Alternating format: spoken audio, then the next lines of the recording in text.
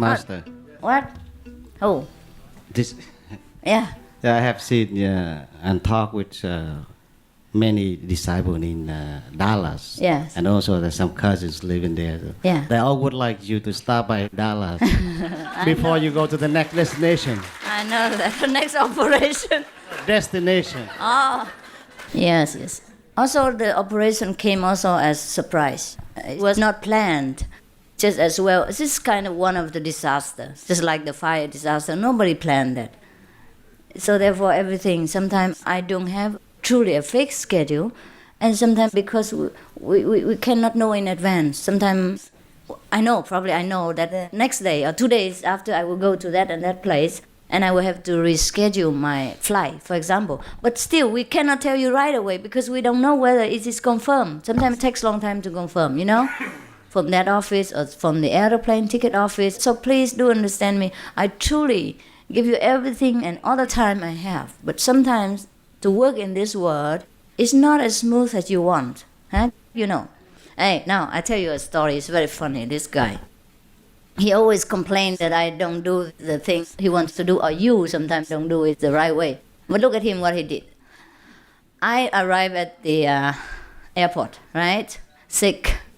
And got a limousine. And he insists that he take me in his car. I said, no, honey, I'm really sick. I just had an operation. I need medicine. I need a lot of things. And my attendants have them. You can't take care of me. Just let me sit in my car. But okay, I didn't want to hurt his feelings. I said, please lead the way.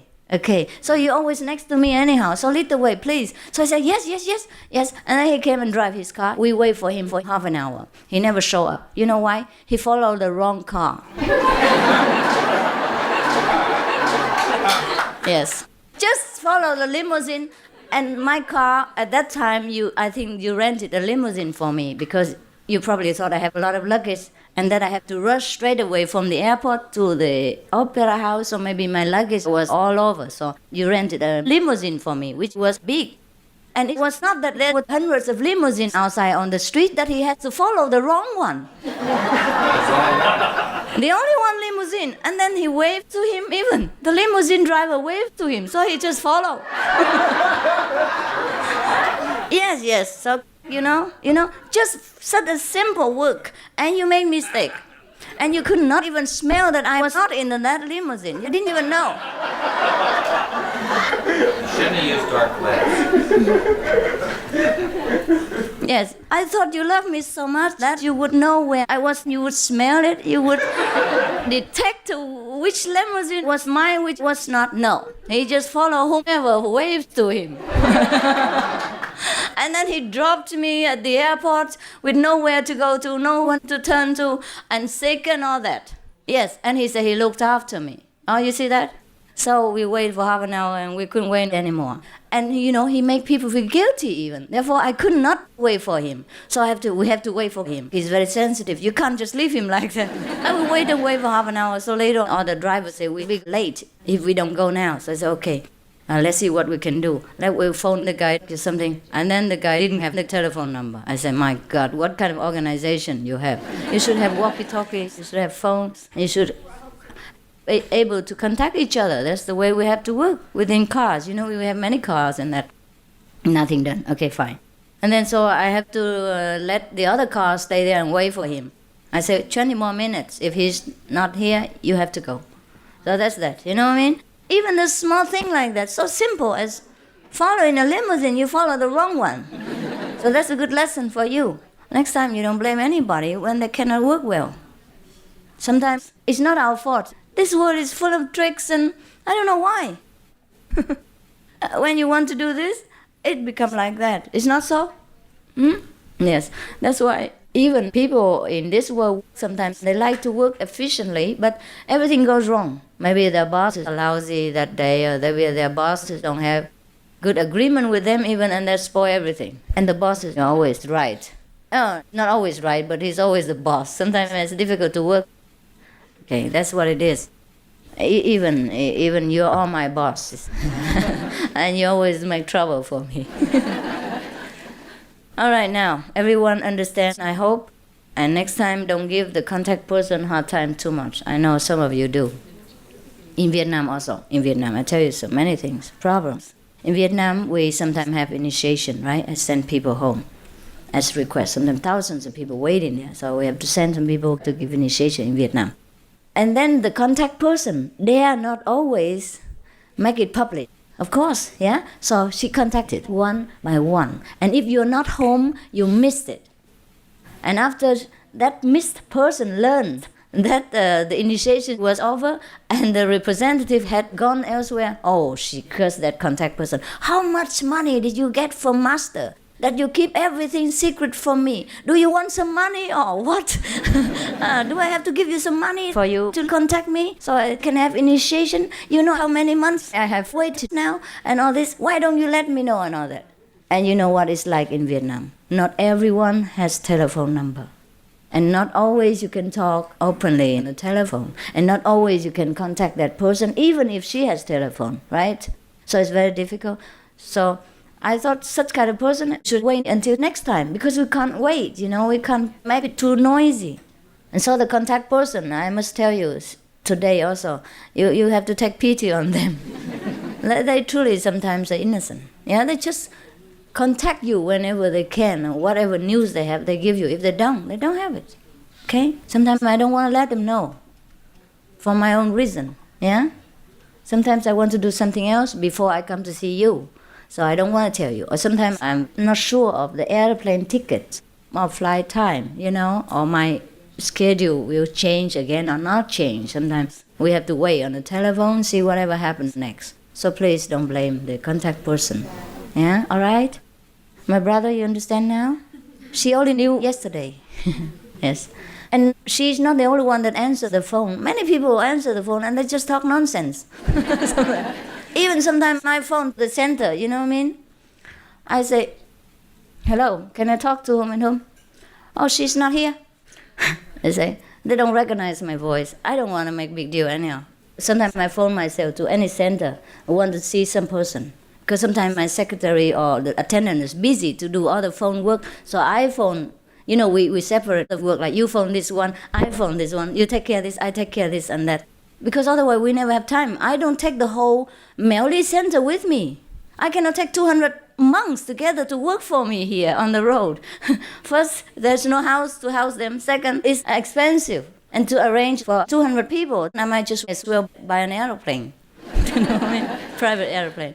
So we have not enough manpower. You see, 3-4 people do video. One does camera, another cooks for us, the whole group, and another is on the telephone day and night, and another does other things, contacting. I am not the president of United States, that I have the whole airplane for me, and I can take the whole staff from the White House with me. Everything I have to do is by my own power, my own pocket, and everything has to be self-provided. So you don't demand too much from me. I always give, and I never stop giving as long as I have it. But you must understand also my difficulty on the road, yeah? We don't have enough manpower, we don't have enough telephones, sometimes we don't have enough, knowledge of the region, everything, yeah? And you, all the people are working. You are not always available to help me when I need you. I can only rely on some of the monks and nuns who follow me all the time. You understand what I mean? You can only come to me in the evening or weekend or whenever you have a day off. I can't rely on that. And you're not used to working with me. How can I use you? A brand new person just walk in and tell you, now, telephone Mary. And you ask me, what's the telephone number? Then I might just as well do it myself. And whom to contact, what to tell her, things like that. Therefore, we as a small group have to divide the things to work. So now, when sometimes I phone the center myself, any center, to do something, I'll phone some person. And the person there is not a responsible person, not the contact person, right? Just picks up the phone. Anybody, because the center is public. Anybody just walks in. Some of the disciples, sometimes even not disciples, just pick up the phone and I say, hello, can I talk to Miss Flower, for example? No, she's not here. I said, can you please find her? Don't know where she is. Bang. That's it. And then I have to phone again and say, do you know that person? Or can I talk to that and that person? Even though he doesn't know that person who it is, he doesn't go and find out. It's not always easy. And sometimes when we're in a hurry, when we don't have a lot of time to waste, it is a nuisance. It's a nuisance. And sometimes the center telephone is busy, right? Because they have to do other things. So everything takes time, energy, organization, problems. Please understand, huh? You make me truly feel guilty these days. I have to tell you today, otherwise I would die from guilt. Yeah, look like I let you down or I'm aloof or anything. It's not true. I truly work very hard. Not only spiritually, physically work hard. I work harder than any of you, the employees of the United States. And I have no pay for it. I'm going to think of my salary. How much? Huh? Now you know or not?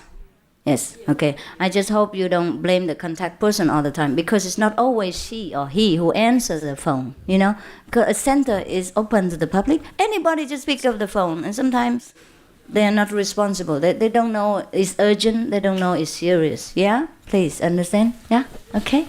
Some people just say anything. Yes. And by the way, you did not come to Hawaii to see me. So you talked to them, and they thought it was for my sister's sake, because my sister came to see me, right? But you didn't. So they don't know about it. So it must be a person who doesn't know anything. And sometimes they just want to talk. Yeah, I found out many times like that. So if you pick up the telephone, make sure you know what you're talking about, or you go and find the right person. Don't just answer anything. Just don't hang up the phone on me sometimes, because it could be me. And you miss the chance to talk to me nicely.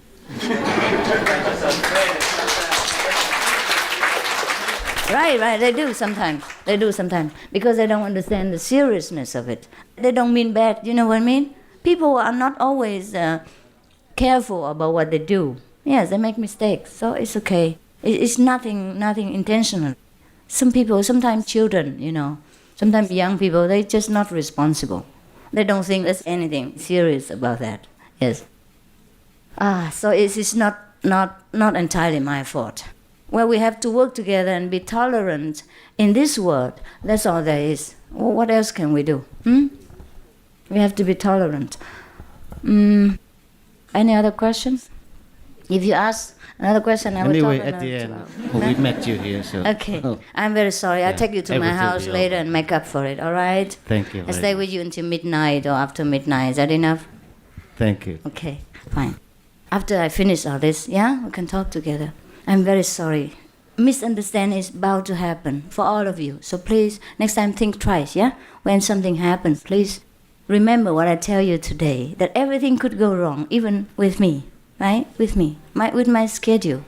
Because I cannot always say no to people. That's the problem. I could say no. I have all the excuse in the world.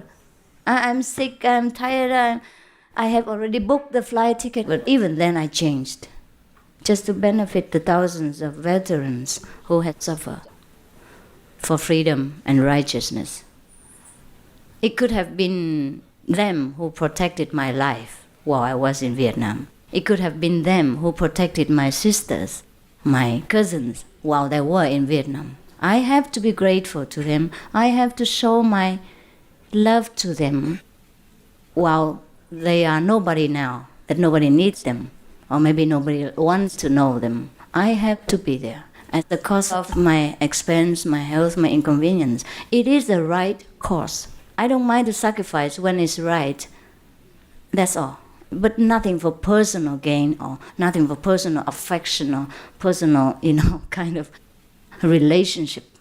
But when it comes to the benefit of other people, I sacrifice everything. So sometimes you have to also sacrifice with me. That's when you suffer. You know what I mean? For example, I could have come to you on the 7th. On the 7th, I promised to come, and all the flights were booked. Yeah? And we had to change because of the fire victims. And then we had to change again for the veterans. Even then, so I have overlooked my own problems. So you too also, please, sometimes have to overlook your own emotion and demand, yeah? Because of a greater meaning, greater cause, yeah? So that's how we learn with each other. I don't just tell you what to do. I do what I teach you. Okay, now you know? Yes. I have all the excuses to refuse the veterans. Huh? Yes. I just had an operation yesterday. I couldn't even walk. And I attend the meeting. For whom? For whom? And I even offer $200,000. Is that a gain for me? In my health, in my finance, in my anything? No, nothing. Understand? Yes. Really, if I wanted fame for that, I could have gone to Washington, D.C., where 11,000 people congregated, and give $200,000, then I'd be famous. But in L.A., it's only about 1,000 or 2,000 people. It's a small number. Nobody even noticed. I just slipped the check to the... I signed the promise to... Not the master of the ceremony, just one of the persons, and told him, there's no purpose there, no motive, just to give comfort to the people. Huh? So that's why you had to see me later than I promised. Okay? Now you understand, huh? Yes. Yes.